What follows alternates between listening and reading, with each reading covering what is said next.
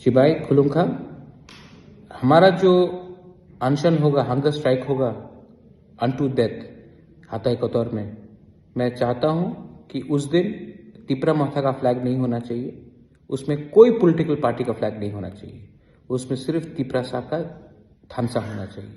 आप लोग सब अब इसमें कोई पॉलिटिकल पार्टी का फ्लैग नहीं होगा, सिर्फ तिपरासा का इमोशन होगा और तिपरासा का थानसा होगा। ये मेरा मैसेज सबको है, अपने वॉरियर्स को।